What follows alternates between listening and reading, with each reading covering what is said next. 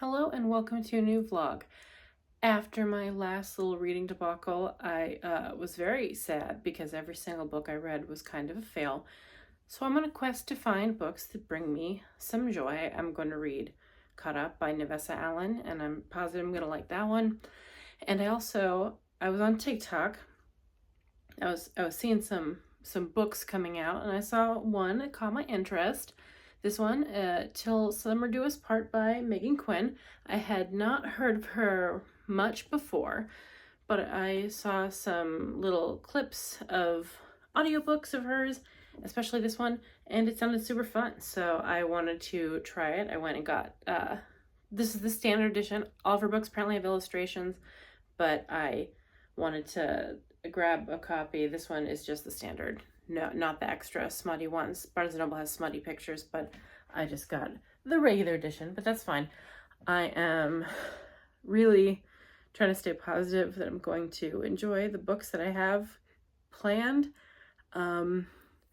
So please hope and pray for me, because if I don't find some good books that I enjoy soon, I'm going to absolutely lose my mind. I guess I kind of already have. We went to the store in Austin. Which store? Yesterday. Austin store. We went lots of places in Austin, actually. This is from a different day, but I'll haul it now. I got caught up. Barnes & Noble sold out, and Barnes & Noble has a bonus chapter that is story related, and I'm mad that I didn't get it because it was sold out day one, but I got this at Target, so the pages are sprayed. Yeah, it's cute. I like the colors. I want the extra chapter. And I'm mad I don't have it. But I got other books we went to Half Price Books and Target. But I'll show you the haul. Most of these are from the used bookstore. Yeah. I heard this was cute. I don't really know what it is. I think she's like inheriting a cattle farm. We had credit, so. Yeah, we brought in a million things. So Cash by Jessica Peterson. I've never heard of her before, but I've seen these covers. It's and cute. They're really cute. So, okay, and then we got a Tessa Bailey because it was there and it was fairly cheap, and I liked the last Tessa Bailey I read, so I thought Sarah just threw this in the cart actually. Well, okay, what happened is she was looking at it over in the new book section. She's like, I don't know, and I grabbed it, and she's like, wait, there's other ones over there that might be better. But the ones that were over across the aisle were $15, and that one was $9. Yeah. So that's how that happened. This one, I just found out about this author too, Megan Quinn. Every one of her books apparently has drawings in it, like a bunch of illustrations. This one is Fake Marriage at a Marriage Counseling Retreat, and I'm like a quarter in, and it's amazing. So I went and got a trophy copy of it for the bookshelves, and it's so pretty. Target has an exclusive edition. I got this at Target, but it's not the exclusive edition because they were sold out. But the exclusive edition has a bunch more illustrations. The Barnes & Noble one is this, but like nighttime, and it has a bunch of smutty illustrations. If you're interested in that, I didn't like that color. I like this color better, so I got this one. Yeah. Then I got another one by her. This is the third one in a series, which is unfortunate, but I got it because it was there. She does a lot of fake marriage, fake dating stuff, which I think is going to be fun. I want to get into that author though. And then finally, this is the first in another series by her. I think also Fake Fiance. And you know what? If the only thing she does is fake dating, fake marriage, I'm absolutely here for it. I think that's fun. And I also got this at the used bookstore. I got Guardians of the Galaxy 2 on vinyl. Yay! And I got this the other day too, the deluxe edition of Sabrina Carpenter. And if you have an opinion about her new cover, I don't want to hear it. But I am super excited for Guardians of the Galaxy 2 on vinyl because it's got a bunch of stuff I like. Sarah, do you want to show the kids at home what you got? Yeah, you want to press the pause button? Sure. The cat got a treadmill. This is not good. Should we be worried? No, that's fine. She's not the concerning one. Anyway, Sarah got some stuff at the used bookstore too. Oh, This we found at Target? one of the stores. Yeah. To add to my Amy Stewart collection. My shelf is almost full, but I'm not worrying about that right now. Yeah. Are you helping? We can make room. Are you helping, or are you gonna be a pain in the butt? I smell bacon. Yeah. Okay. Don't be rude. What are you doing? She's gonna be rude. That's so unhelpful. Don't knock that down. Okay. You're very mean. Okay. Then I got this one. I like the colors in this one a lot. Yeah. This one's definitely been done before. Kitten spotted that one. Well, that's because when I look at the puzzles, like puzzle by puzzle, shelf to shelf, and then she's behind me like, what about this one? What about this one? Was I not helpful? You were helpful. You fighting with my methods? Look, it found you. It found you one. I get this one. Cappie thinks it's ugly. It is ugly, but I support you. It's cute. There's a vampire. Yeah. See? There's a vampire. Pass. Pass. I'm not saying. Oh, God. Did you hit my cat? Oh, my God. I'm so sorry. Oh, my God. I'm so sorry. Oh, Dax, I'm so sorry. I'm so sorry, Dax. She's okay. I booped her. Oh, Yeah, she's trying to get attention. See, she's fine. I booped her nose too hard. I'm so sorry. And then, there's this one. And here's the thing with this one. When did this one come out? That looks familiar. You're not gonna be able to get to it. I can't. You're right. The bit doesn't work. The bit failed. The bit failed. So I saw this one. Mm-hmm. And here's the thing. This is also a 9,000 piece puzzle that I have done. I've completed. It is taped up and in the box. I did it a year ago. Mm-hmm. And I saw the 3,000 piece puzzle, and my heart filled with warmth. And I thought, I don't need the 3,000 piece. I have the 9,000 piece. And then I got the 3,000 piece anyway. Well, this is one you can put over your bed, and Yes. it's like if you were to like do a big project and then have like a keychain of it or something, so you can just have like a little reminder of it. Yeah. But 3,000 isn't small. No. So it's gonna you be can pretty. Show them the other 3,000. That Yeah, that one's 3,000. Yeah, so it's gonna be a whole thing. But I mean, I think it's a fun idea to have a little version of the one you did. Approximately, yeah. So it's the same size as that one. This is from 2015, and I don't know how good Ravensburgers from that era are. I'm just worried there's pieces that are gonna be missing. Yeah, I'm worried about that too. So the thing with Ravensburger puzzles is, you good? The thing with Ravensburger's puzzles is that they're like a high quality brand if you get them from the right era. What are you doing? So we'll see how good this one is. That's fun though. Okay, can you stop? I'll put it Stop. together because I have a board, so it won't be that difficult. Then, like, once it's glued, it's glued. So Yeah. and I will glue it.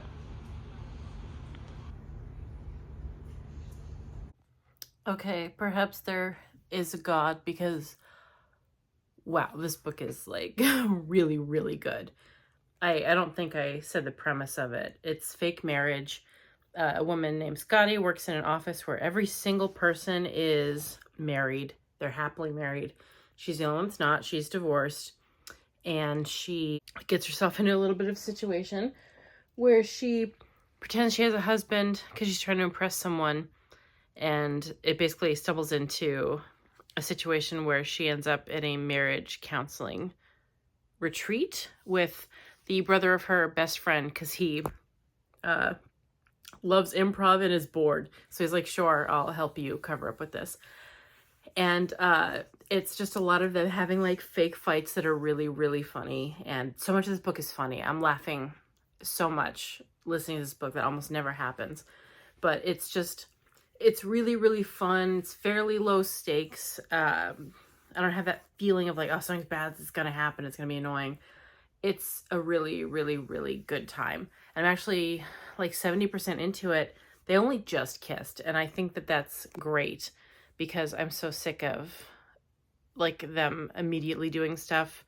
I don't like when it's insta lust or they kiss too quick or have sex too quick. This one really taking its time, and it's for the better. I think it's wonderful. I'm definitely going to finish it tonight. I'm just reading it all the way through. It's so good. But wow, I'm so impressed with this book. I have another book by Megan Quinn. I'm really hoping I like it as much, or at least almost as much. I don't know if all of her books are funny like this, but I'm really, really impressed. I'm so blown away and so relieved to find a book that I actually enjoy. I was thinking it wasn't going to happen, but here we are. And oh, thank you so much, book gods and Megan Quinn, for saving me from this terrible bout of awful books. Okay, so I finished it. I have a lot of thoughts, but I don't really want to spoil this book, but I do want to talk about some specific stuff. It's a romance. You know they're going to get together. They get together, of course. But the stuff I really liked is, even though it's a romance and it's silly and the premise is silly, it felt like oddly realistic and down to earth at the end. They finish up at the camp, and then another thing I found interesting was, so he's the resistance in the relationship, kind of, he's the hesitant one. Like she was married and they got divorced, so she's a little worried. She basically just wants commitment, and he's really unsure if he wants to actually do that because he doesn't really date. So I thought that was interesting. And then so they get to the end of the camp and he's unsure of what he wants to do, but he's like, hey, I want to like try, just like let me do this right. So they leave, and then the end of the book is like basically going through their relationship. They start dating and then it keeps going, and he's like healing parts of her that were messed up from her marriage, and it goes through them dating, and then they get engaged, and he has like therapy, and it's again very grounded and down to earth and realistic in a way that I thought was refreshing. They had a lot of conversations in this book. No third act breakup, because they didn't like officially get together till they left. They didn't hook up too soon or anything, just very well paced. A really good story. I really liked their communication. They learned to work with each other and work together as people and a couple. And I thought it was just really delightful. I'm giving it 5 stars. I almost never do that. I really loved it. I'm hoping I love her other books too. I only have the one, but oh my God, I highly recommend this. I think any romance enjoyer should read it and would probably like it. If I read nothing else good in this vlog, I'll at least have had that. But oh wow, I'm on cloud 9. I don't have a ton of time before bed, but I'm riding on the high of finishing Till Summer Do Us Part, so I'm going to start Caught Up. I'm a little nervous because it's been really polarizing, but I think I'm going to enjoy it a lot. People are complaining because it doesn't feel like Lights Out, and I don't care. Lights Out is Lights Out. This is something else, so I'm going into it with optimism. All I know is that the main character is Nico. He is in the mob, and Lauren is a cam girl. I don't know if that's like an old-timey term. Back in my day, that's what we called it. I think the kids might probably have a new name for it. Basically, she has an OnlyFans, but that's all I know. And they dated a decade ago, and they had to separate because I think her dad threatened him or something. I don't know exactly what it is, but I know very little. I'm very excited. I'm hoping I love it. If I don't, that's okay, is what I'm telling myself. But you know, I'm hoping it's at least fun, because I'm also going to go on a wild goose chase trying to find the collector's edition of this so I get that extra chapter. Unless I hate it, and then I'll probably still go ahead and do that. So I'm 60% into Caught Up, and I have a lot of thoughts. Not so much about the book, but about the discourse, because there's so much discourse about it on TikTok, and it's really frustrating to see because they were very mean to the author. And it comes down to people were mad because the sequel was not the same as the first book. I understand when people are frustrated because something's like wildly different, but I kind of don't know what they're talking about. Like they're like, because okay, I'm going to try and explain this as best I can. The first book is very funny. There's a lot of joking in it. It's very light in that sense. Someone described it as a dark rom-com, and I think that's a really good way to explain it. And then they said that Caught Up's like a dark romance, not a comedy at all. And I think they're right. But some of the complaints I heard were, one person said this book is basically just them having sex in a bunch of different places. And I want to say that's not true. really at all. They're fooling around a bit, but it didn't happen all that soon. Also, I want to say I'm like 62% in. They haven't even had sex yet. Like real, like I get everyone's opinion on sex is different. But they have not had like penetrative sex so far. They've done oral. That's it. So that person was completely wrong. And I don't want to necessarily invalidate people's opinions who are like, oh, I don't like the second one that much because it's not funny. If that's how you feel, that's fine. If you're expressing it in a kind way. But what I take umbrage with is people who are saying that this feels like a completely different book that doesn't even belong in the series, that it just doesn't fit, because they're objectively wrong. And I know it is an opinion, but they're wrong. Their opinion is wrong. The tone, it's different, but it feels like it's different because it's different points of view. Like, Nico is not a funny guy. He's like kind of a sad guy. And Lauren's not anything like Allie. So the book feels different because the voices are different. But in my opinion, while the second one's not really funny, the tones are similar. It feels like they're in the same like family. Book 1 and 2, I feel like go together pretty well. Like the writing feels very similar in its style. Not its voice, because it's different voices. But to me, this absolutely feels like what I would expect from a standalone sequel to a romance with different points of view. So as far as those opinions, I completely think it's wrong. This one feels a lot more sexual, like even though in the first one Josh did their strap things, this is way, way more sexual. There's like a kink club that has a pretty big part in it. There's a lot of voyeurism stuff. Obviously, Lauren is a cam girl, and that plays into a good chunk of it. So I would say that's a little different. I feel like that's more of a tone shift for me than like the humor, because there's humor in this book. I don't know, it's not as funny because there's not a main character who's popping off every second of the book, but it's absolutely not without humor. There's plenty of stuff that's funny.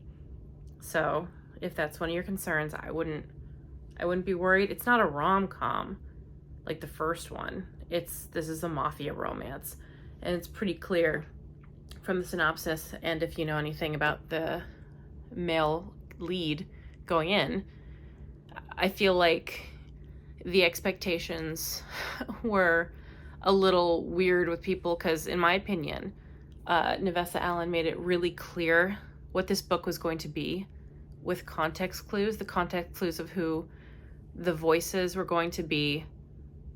And if you assumed that a character who we did see a little bit of was going to all of a sudden act completely different to be more similar to Josh, I think that's a you problem and not a Nevessa Allen problem. I understand the desire to have the same thing but a little bit different in a sequel, but it's also just like, do you really want that? Do you really want to read the same exact book again, but with different character names? Maybe you do, and that's fine. It's like Ice Planet Barbarians basically does that. It's the same exact story over and over again with like slightly different dynamics sometimes. And if that's what you like, that's great, but don't go attacking authors because you don't like what they did when they made it really clear what they're going to do. And I think, because spoilers for book 3, which apparently is happening, that male lead is the friend of Josh from the first book. So I do think the third book's going to be a lot more similar in tone to the first one, because it's definitely not going to be mafia. And I assume Josh is going to be in it more. So if you don't love this one for its darker tone, the third one's probably going to be a bit in the middle of these two. I obviously don't know for sure. I am enjoying this book quite a bit. I don't like it more than Lights Out, because for me, I really do value humor in books. I value it more than like the sex stuff in books. So like the sex stuff, I guess it technically I would say is not necessarily better, but like more intense than the first one. So if you like that more, you might like this book more. But for me, because I do love funny books, I like the first one better. This is still a good book. It's a good sequel. I'm nearly done with it. I will do another little talkie when I finish it up, but I wanted to pop in to say I completely disagree with a lot of the negative reactions people have to this book. It feels exactly like what I was expecting, in a good way, not a bad way. So that's my opinion. I assume I'm going to enjoy the rest of this book. Also, a lot of people are complaining because they don't like Lauren as a character, and I have opinions on why they might not like her, and I'm not going to get up on my soapbox about that right now. I like her fine. I like Allie better because I think she's funnier. But that's really what it comes down to. Lauren's perfectly fine as a protagonist. I get where she's coming from. I fully understand her desires and thoughts and actions. It's not that hard. I don't know. It's not hard to like her. Don't know what people's problem is. Well, I do. I think I do. It's pretty obvious. Just popping in with a slight correction. Ha ha ha. Immediately eating my words about the Tyler thing. I'm going to leave it there. I don't want to necessarily spoil anything, but if you know, then you know. But oops, I spoke too soon. That's funny though, and I don't mind it. So yeah, I think good decision, fun decision. I have finished, caught up, loved it, great, highly recommend. Yeah, so all my thoughts still stand. I think it fit perfectly well in the series. And I'll say one thing I do like, and this is a little tiny bit spoilery. It's so specific too, but there's like this overlap that happened. So like in the epilogue of the first book, the main characters, Josh and Allie, got engaged. And then in this book, it technically starts before that happened or I guess like right when it happened, but Josh and Allie show up freshly engaged, having been engaged for like a few days. So I thought that was cute. And then at the very end, they have Tyler come in with, her name's Stella, his new partner, I assume. And that'll be the couple for the next book. So obviously Tyler, whatever he had going on with that girl was happening at the same time as this. So like the 3 books will overlap, and I just think that's fun. And I also want to say, more spoilers, I liked the choice to, I'm not mentioning as many details as I normally would because I just don't want to spoil it, but there was issues, like one of the conflicts was that Nico's father wouldn't approve of the relationship. And when they finally told him about the relationship, it wasn't like, oh, I understand, blah, blah. It wasn't like a neat, tidy thing. There was a physical altercation. It was like a big deal with legitimate threats. It was a huge mess. And that wasn't even like the climax of the book. It was just what happened. And I liked that. I liked that it wasn't just some easy, quick thing. I thought that was fun. I thought lots of stuff about this book was fun, despite what some nitpicky people on TikTok are saying. And that frustrates me. I recorded a video right before this to go on TikTok with, I feel like I expressed myself less eloquently there than I did here. But yeah, I mean, it works. The story works despite it not being the same funny tone as the first one. So I'm 2 for 2 on this vlog so far of like really great reads. I have them both conveniently right here. I have both of my trophies and several other books here that I haven't read, but I got because they were at a used bookstore and cheap. So I don't want to necessarily ruin the good little thing I have going here with being 2 for 2. I'm almost never doing that well, you know.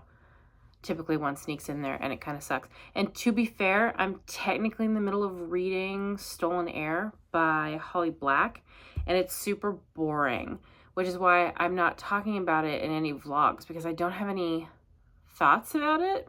I don't even know if it should necessarily count towards this vlog. I'll probably put a picture of it in the thumbnail, maybe not, but my thoughts for it begin and end with. It's really boring. And the intrigue and the politics of the Cruel Prince books feel completely absent from these new ones in the duology, so would not recommend that. I don't actually know what I'm going to be reading next, so you technically know because the picture will be in the thumbnail. I haven't decided yet because I'm trying to do like my best chance of another banger, and I'm nervous to screw it up. Truthfully, what I want to read actually is this, but I only have a paperback, and I don't read physically because my eyeballs don't work like they did back when I was young. Now I'm aged, but I don't know, this font isn't actually bad. I'm a little scared to read ones with printed pages because I don't know if the pages will get messed up. If you know, by the way, if you've read a book with printed or sprayed pages, can you let me know how it holds up in the comments? Just tell me how your personal experience with that is, because I'm terrified to read my sprayed printed edged books. And I kind of want to start reading physically again, even though it's like a strain on my eyes really bad, because I'm getting more into romances that are not at the library, as it turns out. I got lucky with Lights Out. I feel like I hit the jackpot finding it at the library. My libraries don't have the Megan Quinn books except for a handful. And my options are to buy the audiobooks for them or buy paperbacks. And if I like a book, I buy the physical copy afterward. So I could just kind of kill two birds with one stone. But then my dilemma here is that I like to do stuff while I'm listening to audiobooks, and I can't do anything like that if I'm physically reading it. And I'm just ranting at this point. But you know, if you know the struggle.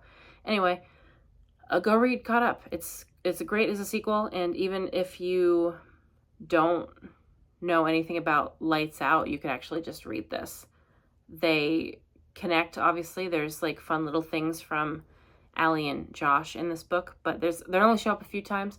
If you want to read them out of order, you can. It doesn't really matter, which is, you know, part of the standalone sequel thing. To those who don't understand what a standalone sequel is, it sounds a little contradictory, but if you read books, you should know what that is. Anyway, I don't want to feel like I'm insulting people. I'm just really cheesed off that a whole bunch of people were really mean to the author to the point where she turned off her communications on TikTok. If you don't like a book, don't go telling the author. Please, I implore you to leave your reviews and don't tag her or them or anyone in them. What a weird thing to do. I don't even tag authors in my positive reviews. I'm constantly like kind of worried. I don't want to make it sound like, oh my God, an author's going to watch my stuff. I know not a lot of people do. I just make these videos for fun. But I would be really upset if an author stumbled upon a bad review that I did of their book, because I'm not trying to hurt anyone's feelings or insult anyone. I just want to say how I felt about books. So yeah, I'm sorry to Nevessa Allen for what happened to her. I think she seems like a pretty cool person. She's so excited at the success of these books, and it's really fun watching her be excited, because I can only imagine what it feels like to be writing for so long and then you pick up like this, and then to have it ruined by people who don't get what you're going for. And it's fine to not get what someone's going for, but what happened to her wasn't fine. That's, I guess, the line is this book wasn't going to click with everybody because it's different. But keep that to yourself, or at the very least, be cautious in how you speak on the internet. No one watches these videos that I make, but it is on the internet, so technically anybody can see it, and I don't want anyone's feelings to be hurt. So I will never do personal attacks on the author unless the author does something terrible. I will personally attack J.K. Rowling. Oh wait, if I say that, she might sue me. Doesn't matter. J.K. Rowling, the author of The Warriors. I'm sure there's other people I have beef with, but I have beef with them because of things they do that are terrible, not because they wrote a book that I just didn't like very much. Anyway, rant over. I'm gonna go pick what I plan on reading next, and I'm really hoping I could do a 3 for 3 because, oh boy, I would feel incredibly powerful if I could manage that. So I've picked Butcher and Blackbird by Bryn Weaver. This one is one that's been talked about quite a bit. I wasn't interested in it at first, but I thought I'll give it a try because it's supposed to be like a romantic comedy, but they are serial killers, and that's like all I know. I think that both of the main characters are serial killers, and there's 3 books in this series. I think each one is a different couple, and I think they're all serial killers, and that's incredibly intriguing. Plus, there's like a lot of really pretty copies of this book, so, you know, but I know nothing but that, so I am hopeful because it sounds fun to have a serial killer rom-com. So if the author pulls this off, which I think they might because a ton of people love this book, I'll be very delighted. This sounds like the kind of thing that if it works for me, it could be like a favorite. So I'm crossing my fingers. I'll be back soon to let you know how I feel. I'm at the halfway point of Butcher and Blackbird, so I wanted to say some of my thoughts. So the premise is 2 serial killers. It's like a dark rom-com. They meet because she accidentally traps herself in like a cage when she's killing someone, and he finds her, and they're a little bit famous, so he knows who she is, and they bond, and they come up with this competition to see who kills the most people, and they do it every year. So this book spans like at least several years. I think it's been at least about 3 so far. It shows them meeting, and they see each other again, I think 9 months later, and then like 6 months after that, 9 months after that. But yeah, a lot of time is passing so far. So they're friends, and it's gonna be friends to lovers, obviously. And I'm not loving it. It's fine. It's not as fun as I thought it would be, because I think the joke is like, oh, they're so matter of fact about being serial killers, like it's normal, but it's not hitting, I guess, for me. It's okay. I do kind of want to read the second one after this, but if I don't like that one, then I'm just going to go ahead and tap out. But I'm slightly irritated because they've had feelings for each other basically this entire time. Neither of them have said anything. They flirt with each other like constantly. And the main girl, the Blackbird, she is figuring out that she really has feelings for him.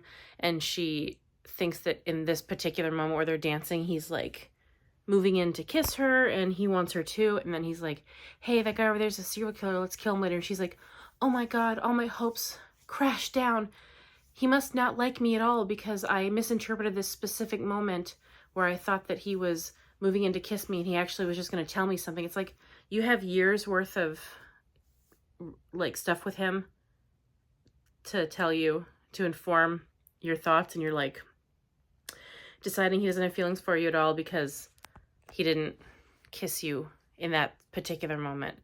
So I'm just a little bit irritated because they were like into each other from literally minute 1, and I'm like again, I'm halfway through almost.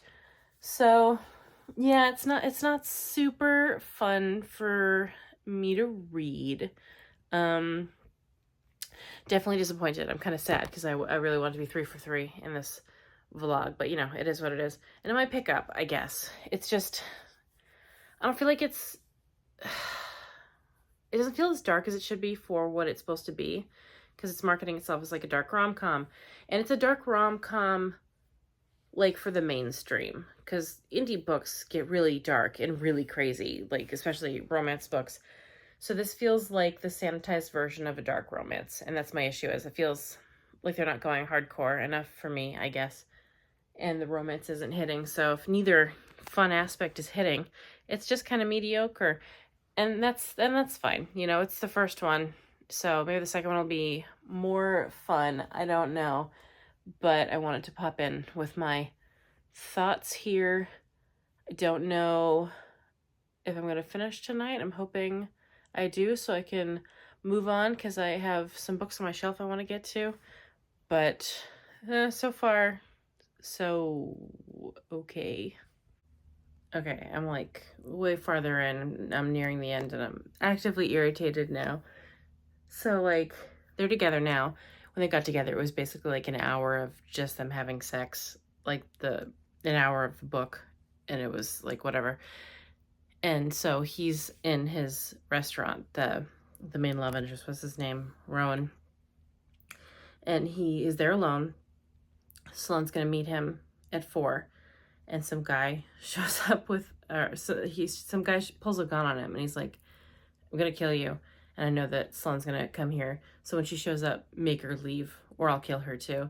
And I kid you not, his method to make her leave the building, by the way, the guy says, make her leave the building. He pulls that like old yeller or lassie or whatever thing of like, go on, get, like, I hate you, that kind of thing with her.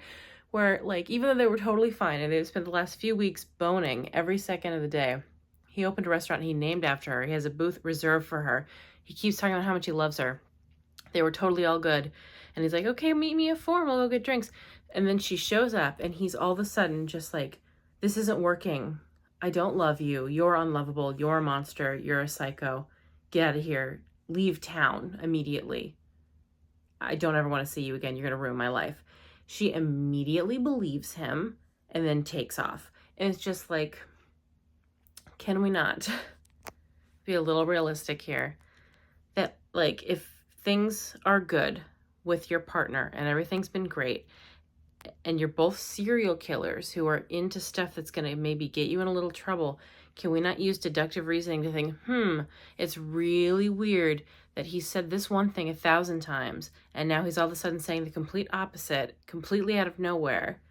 Like, I just hate that kind of thing a lot. I think it's really stupid. I was hoping they weren't going to do a 3rd act breakup, because it wasn't really leaning towards that. And then we're doing this where she literally runs back to his apartment to go leave town. It's like, just why would you immediately believe him? It's like in New Moon, Twilight New Moon. I thought that was stupid too, where it's like, it's been nothing but pure love and affection. And then one time he's like, actually, I hate you and I don't want to be near you. And she just immediately believes him. And it's like, girl, you must consider a man's actions. Men are going to act how they feel. And I know that men are liars a lot of the time, but they're not great liars. They behave in a way that makes it clear how they actually feel. For example, today my boyfriend bought me a bubble machine and a big thing of bubbles. He also bought me lunch. He keeps getting me little presents because I'm just like, oh, that's neat. And he's like, do you want it? And it's adorable. So like, if you have a boyfriend like that and he all of a sudden tells you, go on, assume that there's like danger. Like, what are you doing? Anyway, I'm going to finish this book. I'm going to try not to be really frustrated with how stupid this turn went.